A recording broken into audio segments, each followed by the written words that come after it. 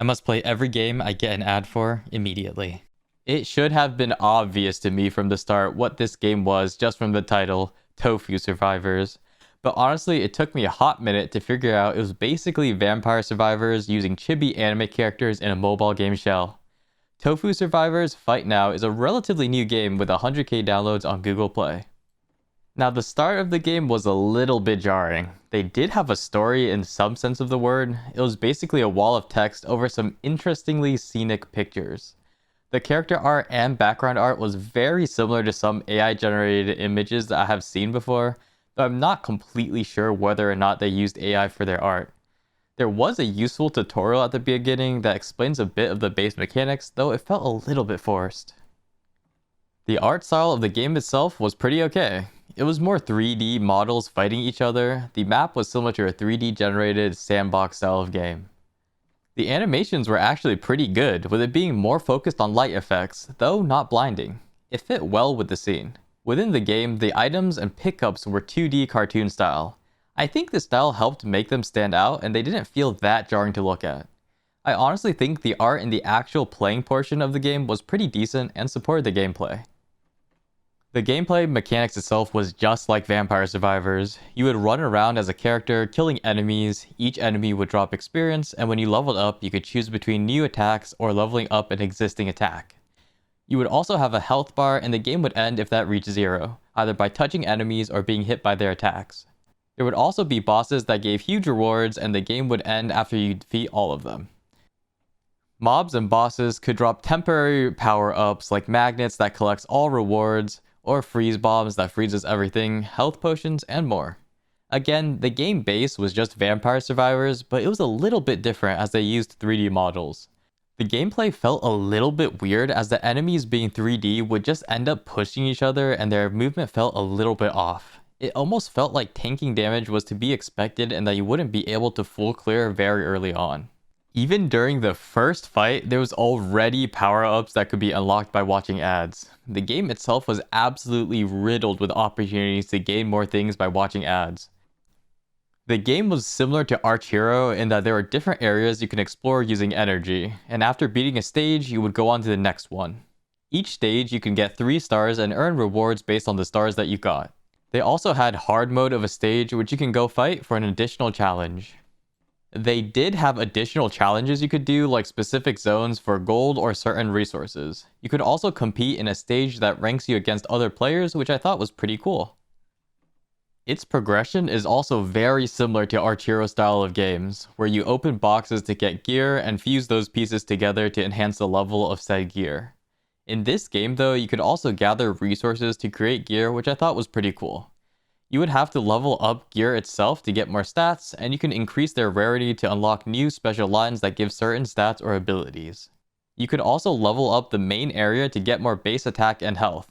Again, the gameplay loop is very similar to Archero, where stages would just increase in difficulty and you would need to level up the gear in order to beat them. These types of games are pretty fun, but can be a little bit restrictive as you're limited daily by the energy you have, and sometimes stages would just become too difficult and you would need to wait until the next day after pulling for items to beat them. This of course does push people to start swiping either for more energy or the opportunity to pull for more gear. That brings us to the pay to win store part of the video. The game had all the things you would expect in a mobile game. They had battle passes, daily logins, and of course your daily and weekly packs that you could buy.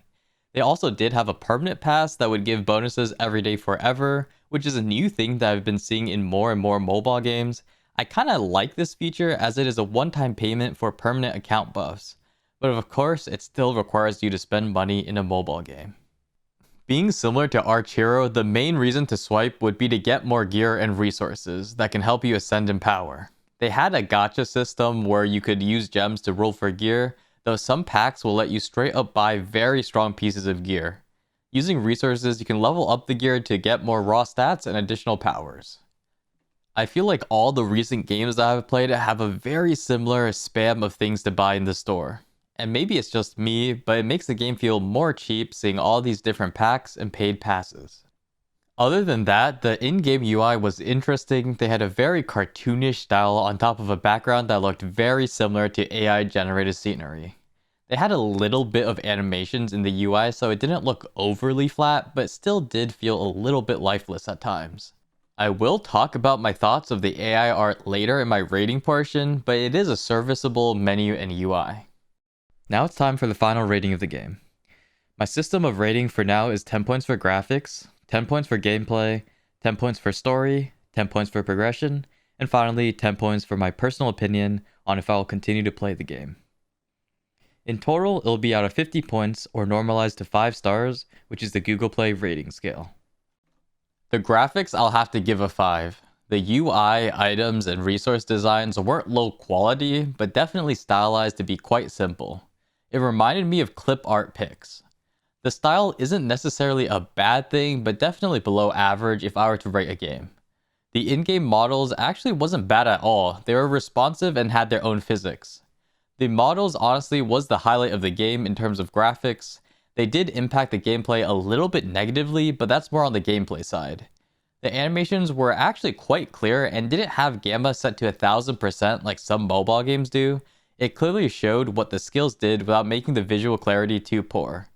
The rest of the graphics, like the menu and character portraits, were very similar to AI art. Again, it's not necessarily a bad thing, but they won't be getting any bonus points for having pretty basic art in a mass-produced art style. Games which have AI art will lose points in the graphics portion, but overall, the game could still be decent and worth trying out. The gameplay I would also have to give a 5. It uses the Vampire Survivor's core and doesn't really add anything unique to it. The in-game models ended up having the enemies block each other as they came in mass but could only take up so much space, and the obstacles could be easily used to block even more space. If you had any summons, they would block even more space and would aggro the boss, making a lot of the mechanics kinda meaningless.